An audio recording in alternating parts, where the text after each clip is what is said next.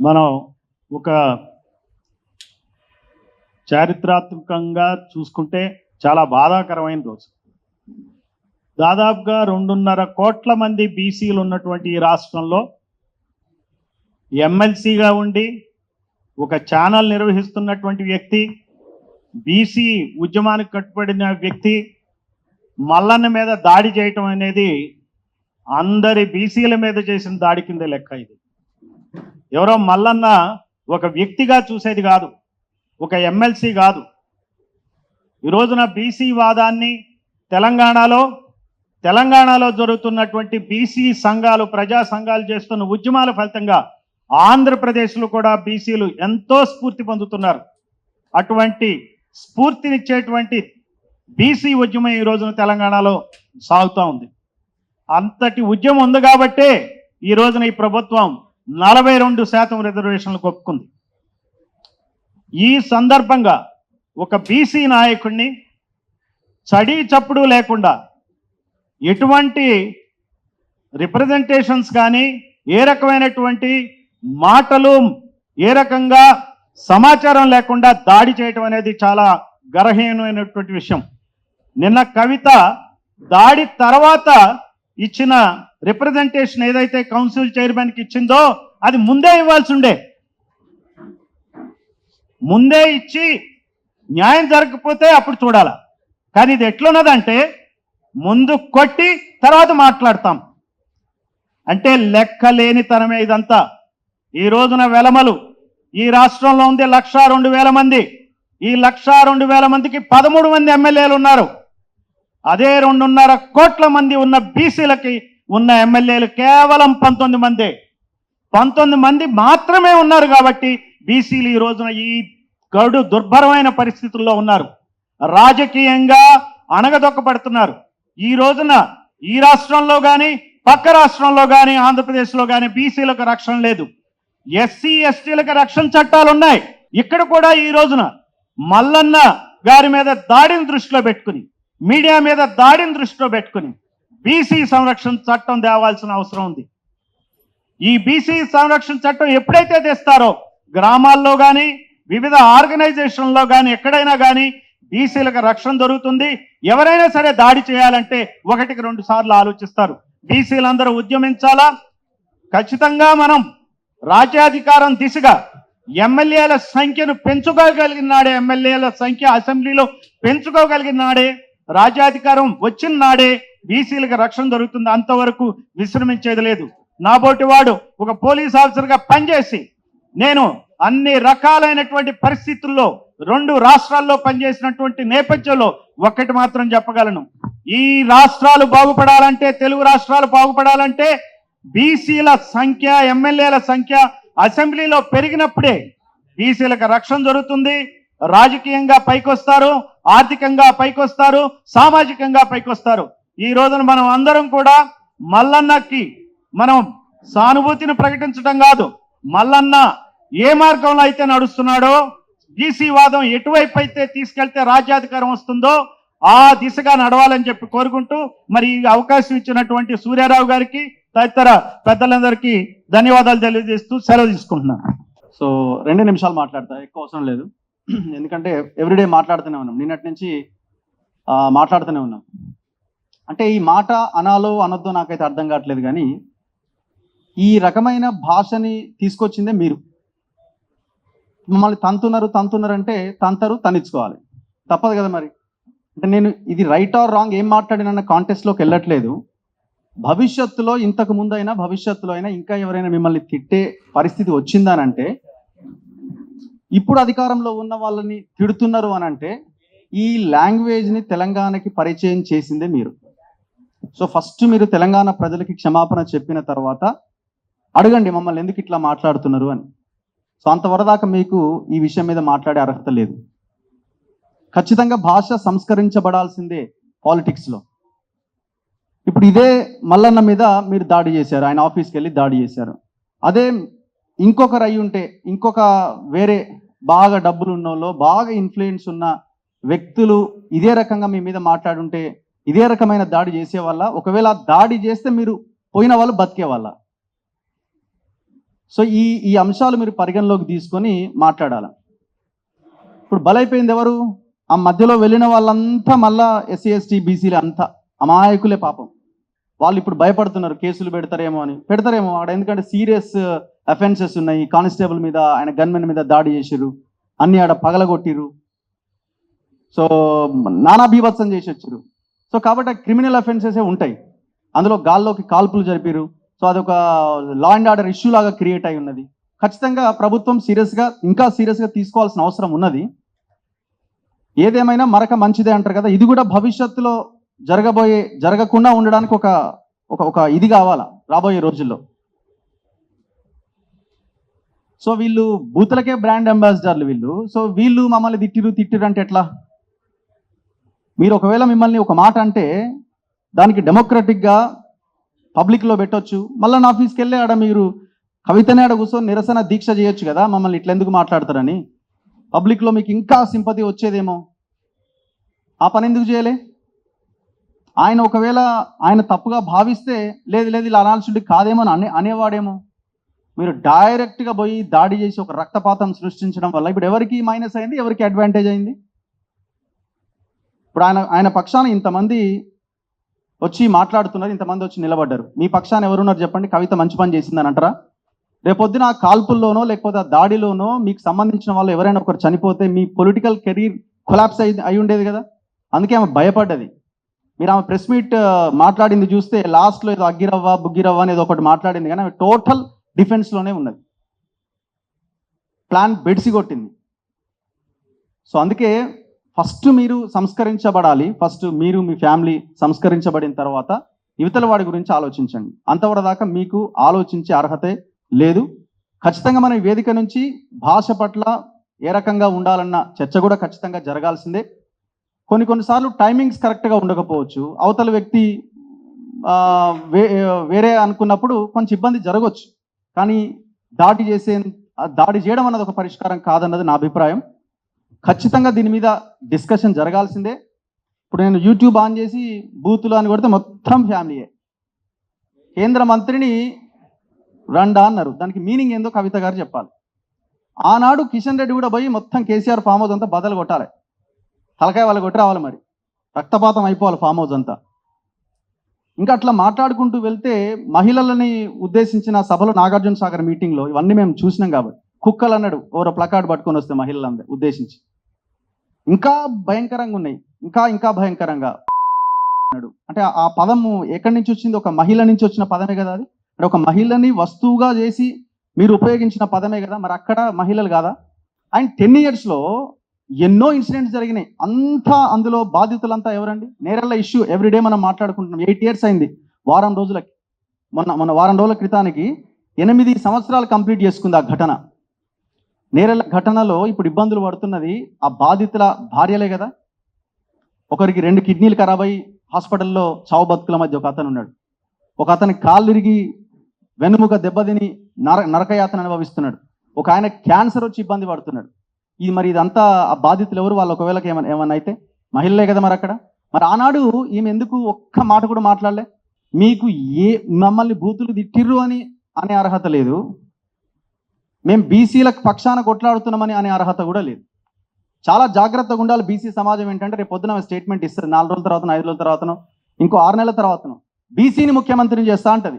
రాసిపెట్టుకోరి. తండ్రి ఎట్లాగైతే దళితుడిని ముఖ్యమంత్రి చేసినా అని దళితుడిని ముఖ్యమంత్రి చేసే అధికారాన్ని తన చేతిలో పెట్టుకొని చివరికి అది కూడా చేయలేదో, ఈమె కూడా రాజకీయం కోసం, ఎలక్షన్ల కోసం, ఓట్ల కోసం నేను బీసీని ముఖ్యమంత్రి చేస్తా అంటది. ఇది మనం ముందుగానే మాట్లాడుకోవాల్సిన అవసరం ఉన్నది. వీళ్ళు రాజకీయం కోసం ఏదైనా చేస్తారు. సో కాబట్టి ఇప్పటికైనా ఈ దాడు సంస్కృతిని పక్కన పెట్టండి. జెన్యూన్గా, హానెస్ట్గా రాజకీయం చేయాలనుకుంటే రాజకీయం చేయండి. ప్రజలు 100,000 ప్రశ్నలు అడుగుతారు. ప్రతి దానికి సమాధానం చెప్పి అడుగు ముందుకేసినోడే రాజకీయ నాయకుడు, లీడర్. Thank you. నిన్న తీన్మార్ మల్లన్న గారి ఆఫీస్ మీద జరిగినటువంటి దాడిని, అదేవిధంగా జరిగినటువంటి హత్యాయత్నాన్ని ఖండించడానికి విచ్చేసినటువంటి సోదరుమణులందరికీ కూడా తెలంగాణ ఉద్యమ అభివందనలు తెలుపుతూ, అదేవిధంగా ఇక్కడికి వచ్చినటువంటి జర్నలిస్టు సోదరులకు కూడా ఉద్యమ అభివందనాలు. నిన్న కవిత గారి యొక్క అనుచరులు తీన్మార్ మల్లన్న ఆఫీస్ మీద హత్యాయత్నం ఏదైతే చేశారో అది యావత్తు ఒక బీసీ సమాజమే కాదు, యావత్తు తెలంగాణ సమాజం కూడా ఖండిస్తున్నటువంటి పరిస్థితిని చూస్తూ ఉన్నాం. ఎందుకంటే ఇందాక కాలోజీ సీన్ చెప్పిండు, ఈ దాడులు అనేటి వాళ్ళు అధికారంలో ఉన్నప్పుడు కూడా పలుమార్లు మరి క్యూ న్యూస్ మీద వాళ్ళు దాడి చేయడం జరిగింది. వాళ్ళే దాడి చేస్తారు, వాళ్ళే కేసులు పెడతారు. ఇప్పుడు అధికారం పోయిన తర్వాత కూడా ఇంత ధైర్యంగా వాళ్ళు కేసులు పెడతా ఉన్నారు అంటే కాంగ్రెస్ ప్రభుత్వం ఏం చేస్తూ ఉంది? ఈ రాష్ట్రానికి ముఖ్యమంత్రి అయినటువంటి రేవంత్ రెడ్డి గారు ఏం చేస్తున్నారు? ఈ రాష్ట్రానికి మరి హోమ్ మినిస్టర్ కూడా మరి ముఖ్యమంత్రి గారి చేతుల్లో ఉంది కదా, ఆయన ఏం చేస్తున్నారు అని చెప్పి ఈరోజు అడుగుతా ఉన్నాం. అసలు వాళ్ళకు అంత ధైర్యం ఎక్కడ వస్తూ ఉంది? అధికారంలో లేకపోయినా కూడా మేము దాడులు చేస్తాం, అధికారంలో ఉన్నా దాడులు చేస్తాం, మాకు ఎవరైతే వ్యతిరేకంగా మాట్లాడతారో, మాకు ఎవరైతే ప్రశ్నిస్తారో వాళ్ళని మేము చంపేస్తామనే ఒక పద్ధతిలో వాళ్ళు చేస్తున్నటువంటి తీరును చూస్తే ఇవాళ తెలంగాణ సమాజం అంతా కూడా ఒకసారి ఆలోచన చేసే అటువంటి పరిస్థితికి వచ్చారు. ఇవాళ ఏదేమైనప్పటికీ మొన్న మహా న్యూస్ మీద మరి కేటీఆర్ గారి అనుచరులు దాడి చేస్తే, నిన్న క్యూ న్యూస్ మీద కవిత గారి అనుచరులు దాడి చేసిండ్రు. మరి కేసీఆర్ గారు ఏం చేస్తా ఉన్నారు? మీరు అసెంబ్లీకి ఎట్లాగో రావట్లేదు, మరి ఫామ్ హౌస్లో ఉండైనా మీ కూతురికి మీ కొడుక్కి కాస్త సమాజంలో ఎట్లా ఉండాలి కొంత అవగాహన నేర్పించండి. 80,000 పుస్తకాలు చదివినటువంటి కేసీఆర్ గారు మరి ఫామ్ హౌస్లో కూర్చొని వాళ్ళ పిల్లలకు ఏ రకమైనటువంటి సంస్కృతి నేర్పించారని చెప్పి కూడా ఇవాళ మేము అడగదలుచుకున్నాం. ఇవాళ నిజంగా ఎంత ప్రజలందరూ కూడా నవ్వుకుంటా ఉన్నారు. అసలు 42 రిజర్వేషన్ ఇస్తామని చెప్పి కాంగ్రెస్ పార్టీ చెప్తే దానికి మరి బాజాలు బజాయించుకుంటా జాగృతి వాళ్ళు మరి డాన్సులు చేసే అటువంటి పరిస్థితి చూస్తూ ఉన్నాం. అసలు నిజంగా తెలంగాణ కాంగ్రెస్ ప్రభుత్వం తెలంగాణ ఇస్తే మరి ప్రకటించిన వెంటనే మరి టిఆర్ఎస్ పార్టీ మరి వాళ్ళు కూడా అప్పుడు అదే ఊరేగింపులు చేసిండ్రు. ఇప్పుడు కవిత కూడా అదే ఊరేగింపులు చేస్తూ ఉంది. అంటే అసలు నిజంగా బీసీ సమాజం బీసీ ఉద్యమాలకు ఆమెకు ఏమైనా సంబంధం ఉందా? మరి పోయిన 10 ఏళ్ళు బీసీలకి 33% రిజర్వేషన్ని 23% తీసుకొచ్చినప్పుడు మరి అప్పుడు కవిత గారు ఎందుకు మాట్లాడలేదు? అదేవిధంగా ఈడబ్ల్యూఎస్ రిజర్వేషన్ 10% కేంద్రంలో తీసుకొస్తే మరి ఆగ మేఘాల మీద బీసీలకు ఎస్సీ ఎస్టీ మైనార్టీ బిడ్డలకు అన్యాయం చేసి 10% అగ్రవర్ణాల రిజర్వేషన్ అమలు చేస్తున్నప్పుడు ఎందుకు మాట్లాడలేదు? అంటే అన్యాయం జరుగుతున్నప్పుడు మాట్లాడరు, కానీ మీ రాజకీయ అస్తిత్వం కోసం ఇవాళ మరి ఎవరో ఉద్యమాలు చేసి ఎవరో త్యాగాలు చేసి ఎవరో ప్రాణ త్యాగాలు చేసి వచ్చినటువంటి ఫలాలని మేమే తీసుకొచ్చినామని చెప్పి మీరు ఊరేగింపులు చేసుకుంటా మీరు బాజాలు బజాయించుకుంటా చేస్తే తెలంగాణ సమాజం చూసి మిమ్మల్ని నవ్వుకుంటా ఉందని కూడా మీరు ఒకసారి ఆలోచన చెయ్యాలి. ఎందుకంటే మీరు తెలంగాణ ఉద్యమంలో మీ కుటుంబం చెప్పిన అబద్ధాలు నమ్మడానికి ఇవాళ తెలంగాణ సమాజం 10 ఏళ్ళు మీ పరిపాలన ఏ రకంగా ఉందో తెలంగాణ సమాజం చూసింది. కాబట్టి ఖచ్చితంగా ఇవాళ బీసీలు ఎస్సీలు ఎస్టీలు మైనార్టీలందరూ కూడా ఇవాళ ఖచ్చితంగా చైతన్యం అయినరు. మీరు ఎన్ని అబద్ధాలు చెప్పినా, మీరు ఎన్ని ఉద్యమాల పేరుతోటి మీ అస్తిత్వాన్ని కాపాడుకోవడానికి, మీరు చేసిన అవినీతిని కాపాడుకోవడానికి, మీరు అడ్డగోలుగా సంపాదించిన ఆస్తులని కాపాడుకోవడానికి మీరు ఎన్ని మాటలు చెప్పినా ఇవాళ తెలంగాణ సమాజం ఊరుకోదు. ఇవాళ కాంగ్రెస్ ప్రభుత్వం యొక్క ఆలోచన తీరును కూడా చూస్తూ ఉంది, పరిపాలన తీరును కూడా చూస్తూ ఉంది. ఇవాళ మేము ఆ రోజు మరి బీఆర్ఎస్ను ఓడగొట్టింది కాంగ్రెస్ పార్టీ కామ్గా ఊరుకోవడానికి కాదు. కాంగ్రెస్ అధికారంలోకి వచ్చిన తర్వాత బీఆర్ఎస్ చేసినటువంటి 10 ఏళ్ళ మరి ఏవైతే అక్రమ సంపాదన ఉందో అవన్నీ కూడా ఖచ్చితంగా లెక్కలు తీయాలని చెప్పి మరి బీఆర్ఎస్ను ఓడగొట్టారు. కాబట్టి ఖచ్చితంగా ఇవాళ మరి ఎక్కువ సమయం లేదు కాబట్టి ఇంకా చాలా విషయాలు ఉన్నాయి. ఏదేమైనా మరి తీన్మార్ మల్లన్న మీద జరిగినటువంటి హత్యాయత్నాన్ని ఖచ్చితంగా కవిత అంచెలు చేసినటువంటి దానికి తీన్మార్ మల్లన్న కాదు క్షమాపణ చెప్పాల్సింది, కవిత క్షమాపణ చెప్పాలి, వాళ్ళ పార్టీ క్షమాపణ చెప్పాలి. ఇవాళ కొంతమంది పెట్టుకొని మీరు సోషల్ మీడియా వాళ్ళని పెట్టుకొని మీరు ఏదో రకంగా ఒకవైపు మీరు తీసుకెళ్లాలని చూస్తే ప్రజలు నమ్మరు. ఇందాక పెద్దలు నారగోనన్న చెప్పినట్టుగా అది తెలంగాణ యొక్క ఊత పదంగా భావిస్తారు. నిజమైన తెలంగాణ వాళ్ళకి అది తెలంగాణ ఊత పదం అని తెలుస్తుంది, ప్రత్యేకించి కవితనన్న మాట కాదు. కాబట్టి ఒకవేళ మీకేదైనా బాధ కలిగితే తప్పకుండా దానికి ఎన్నో రకాలైనటువంటి చట్టాలు ఉన్నాయి. ఆ రకంగా మీరు పోవచ్చు, కానీ ఈ దాడులు చేసే సంస్కృతిని మాత్రం తెలంగాణ సమాజం ఒప్పుకోదు. ఆల్రెడీ మిమ్మల్ని ఓడగొట్టింది, రాజకీయంగా కూడా మీరు సమాధి అవుతారా అని చెప్పి ఆలోచన చేసుకోవాలని చెప్పి తెలియజేసుకుంటూ, ఈ అవకాశం ఇచ్చిన మీకు అందరికీ కూడా తెలంగాణ ఉద్యమ అభినందనాలు తెలుపుతూ, ముఖ్యంగా మా సూర్యరావన్న ఇందాక 30 ఏళ్ల నుంచి మా సూర్యరావన్న మరి నల్ల షర్టు తీస్తలేడు. ఆయన సంబరాలు చేసుకోలే, నల్ల షర్ట్ వేసుకున్న సూర్యరావన్న సంబరాలు చేసుకోలే. ఇంకా మాకు అమలయ్యేదాకా మేము చూస్తామనేమో ఆయన ఉంటే, ఈమె మొన్న జైలుకు పోయి వచ్చి ఇప్పుడు బీసీ ఉద్యమాలని చెప్పి ఈమె ధర్నాలు చేస్తూ ఉంది. ఇక ఇంతకంటే దరిద్రం ఏముంటుందని చెప్పి కూడా ఒకసారి ఆలోచన చేయాలని చెప్పి ఇప్పుడే వచ్చినటువంటి జస్టిస్ చంద్రకుమార్ సార్ని వేదిక మీదకి ఆహ్వానిస్తా ఉన్నాం. సభకు నమస్కారము. వేదిక మీద ఉన్న బీసీ సంఘాల నాయకులు, పెద్దలకు, మీడియా కవరేజ్కి వచ్చిన మీడియా మిత్రులకు అందరికీ హృదయపూర్వక ఉద్యమ నమస్కారం. నిన్న తీన్మార్ మల్లన్న గారి ఆఫీస్ మీద జరిగిన దాడిని అందరూ కూడా, బీసీ నాయకులు అందరూ కూడా, బీసీ సమాజం అంతా కూడా ముక్త కంఠంతో ఒకే వేదిక మీదకి వచ్చి ఖండించారు. ఇది చాలా ఆహ్వానించదగ్గ పరిణామం. బీసీలందరూ కలవడానికి నిన్న జరిగిన దాడి చాలా ఉపయోగపడుతుందని నేను అనుకుంటున్నాను. బీసీలందరినీ కలపడానికి ముఖ్యంగా కల్వకుంట్ల కవిత గారు, బీఆర్ఎస్ పార్టీ ఏమనుకుంటున్నారంటే, గతంలో 60 ఏండ్ల నుంచి చేసిన తెలంగాణ ఉద్యమాన్ని కేసీఆర్ ఆయన ఖాతాలు వేసుకున్నట్టు, మా నారగోనన్న లాంటి వాళ్ళు, ఆర్ కృష్ణన్న లాంటి వాళ్ళు, పెద్ద పెద్ద వాళ్ళు ఎప్పటి నుంచో 50 ఏళ్ళ నుంచి చేస్తున్న బీసీ ఉద్యమాన్ని ఇవాళ కల్వకుంట్ల కవిత గారు అకౌంట్లు వేసుకోవడానికి వచ్చింది. ఆమె ఏమనుకుంటుందంటే, తీర్మార్ మల్లన్న నా శత్రువు అని అనుకుంటారు, జనమంతా అనుకుంటుంది. మేము అట్లా అనుకోవట్లే. బీసీ సమాజానికి కవితనే శత్రువు అనుకుంటున్నాం. తీర్మార్ మల్లన్న వర్సెస్ కవిత కాదు fight, Kalvakuntla Kavitha versus BC సమాజం ఇప్పుడు ఫైట్. ఇది చాలా దారుణం. ఎందుకంటే కవిత గారు పార్లమెంటు సభ్యురాలుగా ఉన్నారు. ఆమె పార్లమెంటు డిబేట్స్ మొత్తం తీయండి, ఏ ఒక్కరోజు కూడా బీసీల గురించి మాట్లాడి. కవిత గారు ఇప్పుడు శాసనమండలి సభ్యురాలుగా ఉన్నారు. ఒక 2 ఏళ్ళు ఏమవుతుంది శాసనమండలి సభ్యురాలై, ఏ ఒక్కరోజు కూడా బీసీల గురించి ఆమెకు మాట్లాడిన చరిత్ర లేదు. ఆమె బీఆర్ఎస్లో ఉన్నప్పుడు, 10 సంవత్సరాలు టీఆర్ఎస్ పార్టీ ఉన్నప్పుడు ఈ రాష్ట్రంలో స్కాములు ఎట్లా చేయాలనో నేర్చుకుంది. ఈ రాష్ట్రం దాటిపోయి సారా దందాలు ఎట్లా చేయాలనో నేర్చుకుంది.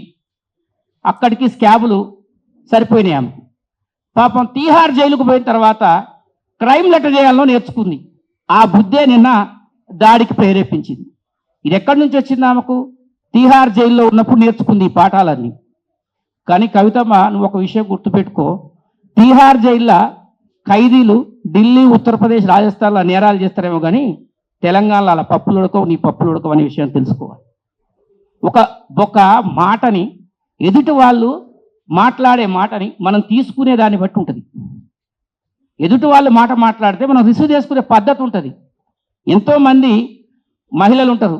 ఇప్పుడు మా సొగరా బేగం ఉంది, నేను చెల్లి అంట, అమ్మ అంటాం, అక్క అంటాం. ఎవరినైనా ఒక తల్లిని అమ్మ బాగున్నావా అంటే, ఏమ్రా అమ్మ అంటున్నావు, నీ అయ్యకు నేను భార్యనా అంటే ఏమన్నా అర్థం ఉంటుందా? అందుకనే కవితమ్మ కంచం పొత్తు మంచం పొత్తు మనకు లేదు అనేది వాస్తవం. బీసీలు అగ్రకులాలకు పిల్లనిస్తారా? అగ్రకులాలు బీసీల పిల్లల్ని చేసుకుంటారా? చేసుకోరు. మంచం పొత్తు అంటే నువ్వేం ఫీల్ అయినావు అది చెప్పు ఫస్ట్. నీ ఫీలింగ్ ఏంది?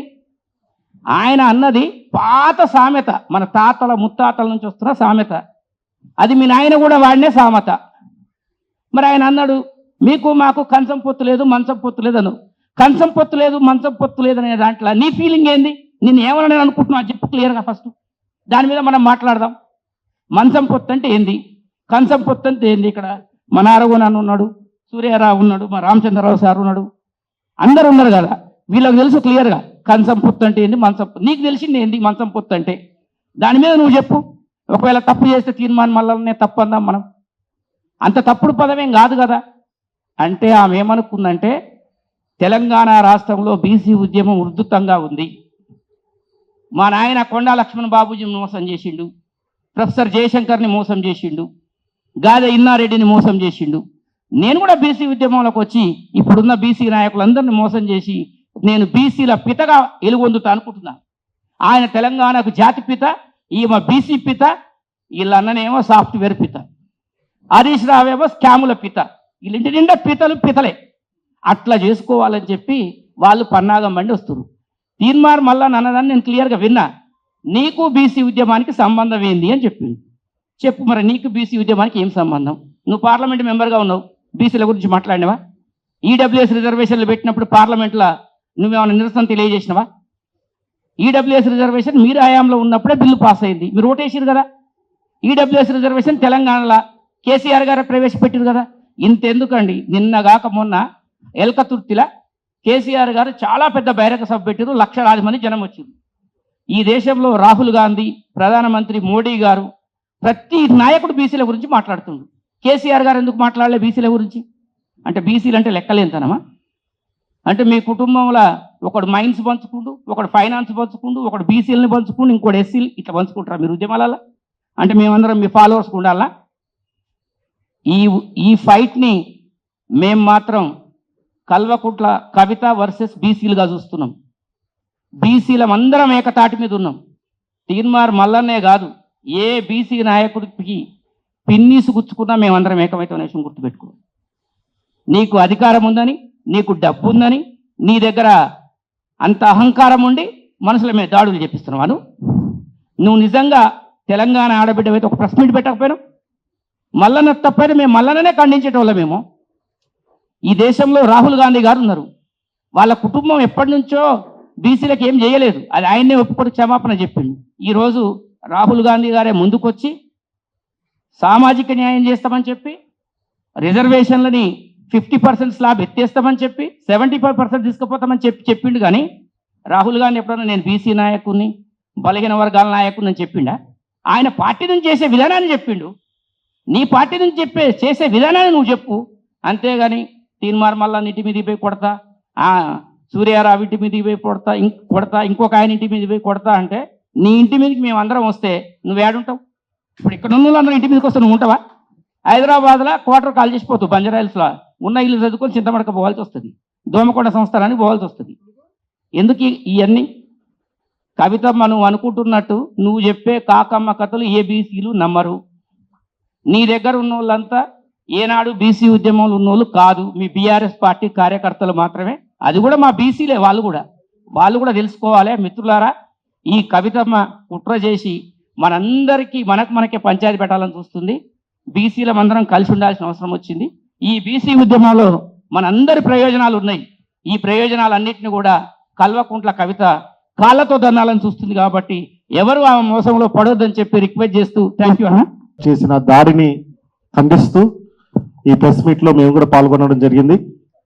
మనం చూసినట్లయితే వక్తలందరూ చెప్పారు ఆల్రెడీ, బట్ 2-3 ఇంపార్టెంట్ పాయింట్స్. అంటే freedom of press, the state of freedom of press in Telangana చూసినట్లయితే చాలా అధ్వానంగా ఉందనేసి కూడా మనం తెలియజేయచ్చు.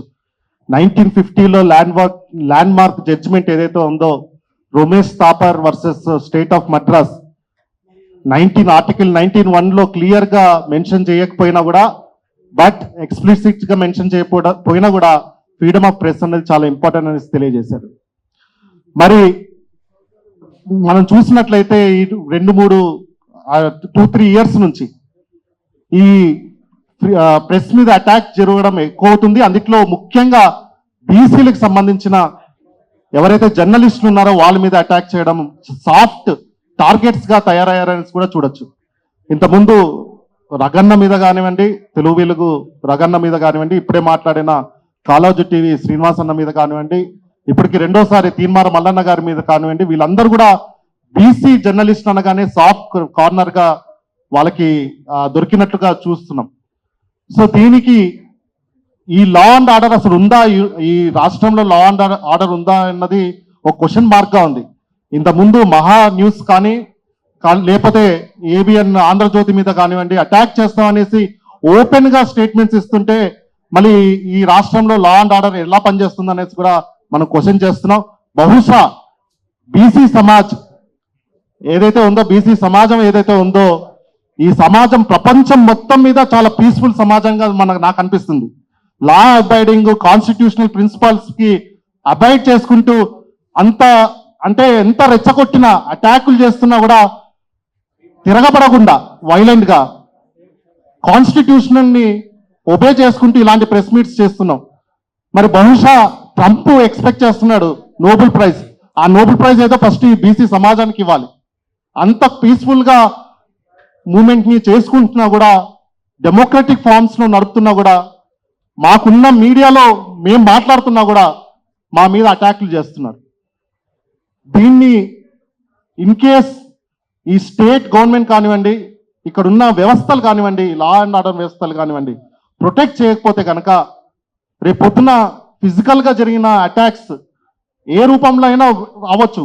రేపొద్దున ఇంకో జర్నలిస్టుల మీద ఏదైనా ఇష్యూ మాట్లాడుతున్నప్పుడు అటాక్స్ జరిగినప్పుడు, వైలెంట్ అటాక్స్ జరిగినప్పుడు ఏదన్నా జరిగితే దానికి స్టేట్ అన్నది, ఈ స్టేట్ గవర్నమెంట్ అన్నది ఆ రెస్పాన్సిబిలిటీ తీసుకోవాల్సి వస్తుందని కూడా తెలియజేస్తూ, గట్టిగా ఇక్కడ భద్రతని ప్రొవైడ్ చేయాలి, లా అండ్ ఆర్డర్ని ప్రొవైడ్ చేయాలి.